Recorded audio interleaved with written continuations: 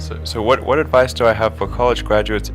Certainly, I'd invite you to apply for a job at SolarCity or Tesla or SpaceX. And if not, then if that doesn't work for whatever reason, then apply to jobs at other companies in that arena, or try starting a company. If you study engineering and you figure out how to design new things, then it's relatively easy to start a company. You just need to get a few like-minded people with you. Although I have to say that the space business is quite hard to start a company in the space business because it's such a capital-intensive business. So it may be better to do something in solar power, or if you're going to do it in cars, do it as kind of a component supplier for cars or something like that. Musk has college degrees in business and physics, but SpaceX is his first venture in aerospace. How did you get the expertise to be the chief technology officer of a rocket ship company? I do have a physics background. That's helpful as a foundation. And then I read a lot of books and talked to a lot of smart people.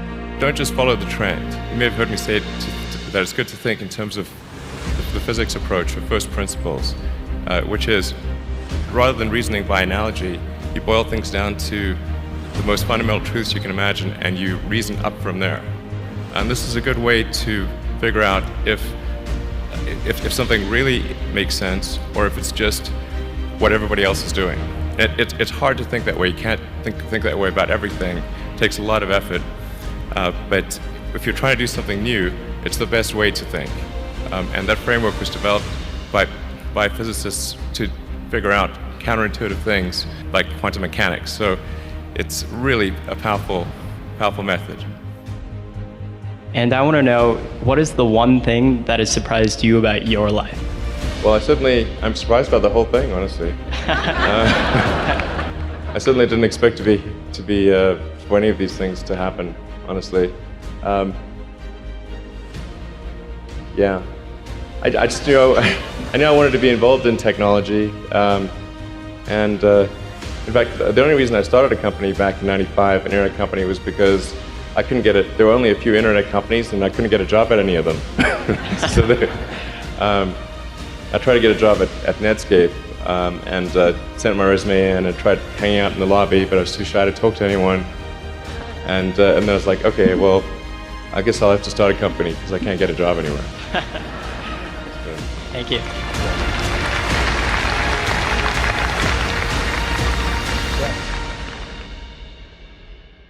I wouldn't say I'm fearless. In fact, I think I feel fear quite strongly.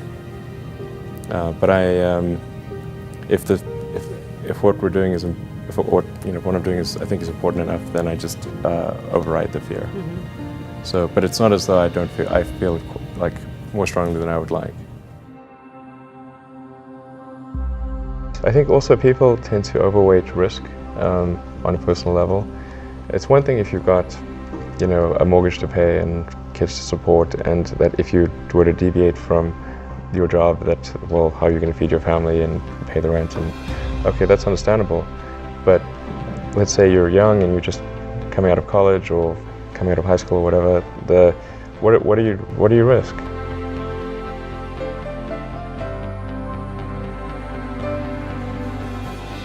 You're not going to starve. I mean, right. It's really certainly not in any kind of modern economy. It's so easy to earn enough money just to live somewhere and eat food. I don't know what are they afraid of? They're mostly afraid of failure, I think.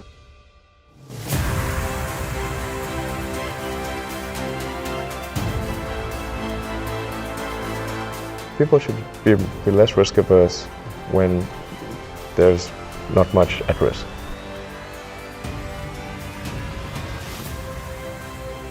What is education? Like, you're basically downloading data and algorithms into your brain. And it's actually amazingly bad in conventional education, because it shouldn't be like this huge chore. Like, the more you can gamify the process of learning, the better.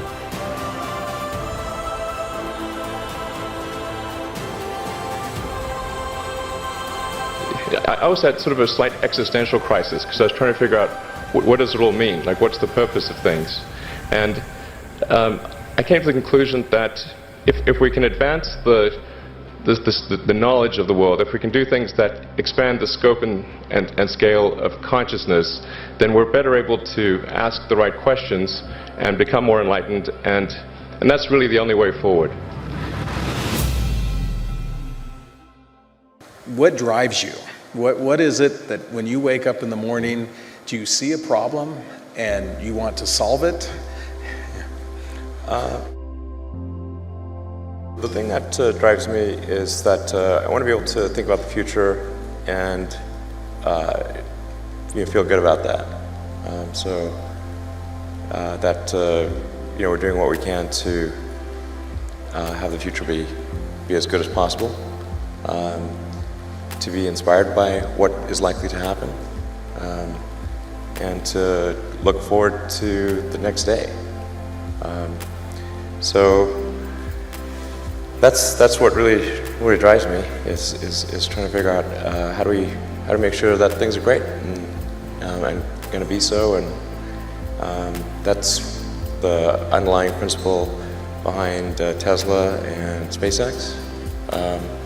Is that I think it's pretty important that we accelerate the transition to sustainable generation and consumption of energy. It's inevitable, but it matters if it happens sooner or later.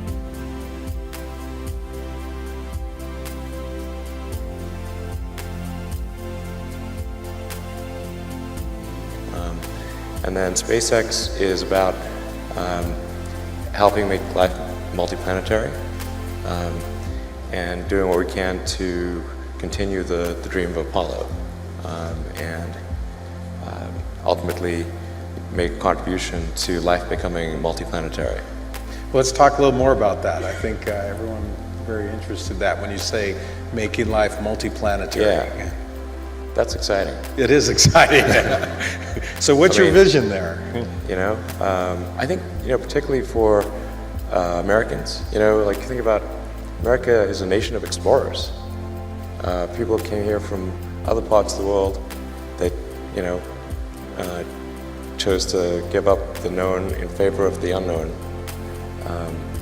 So I think exploration, like the United States is a distillation of the human spirit of exploration. So that's why it appeals to Americans so much. You can see this when, say, there was a shuttle tragedy and 7 people died, and that's terrible, but a lot of people die all the time. But why do we care so much? Because it was the dream of exploration that was dying along with those people. That's why. I thought both Tesla and SpaceX would fail at the beginning. You thought? Yeah, sure. Really? Of course. But nevertheless, you put all your money in that. I expected to lose it. Well, technically, what I thought was, well, I'll take half the money from PayPal, and if I lose half of it, that's okay. But then, of course, the companies encounter difficulties, and then have a choice of either let the company die, or put, all the money into the companies. And so I really didn't want the companies to die, so I put all the money in the companies. Yeah. And then I had to borrow money from friends to pay living expenses. Yes. It's just looking just for evidence of exceptional ability. And if there's a track record of exceptional achievement, then it's likely that will continue into the future.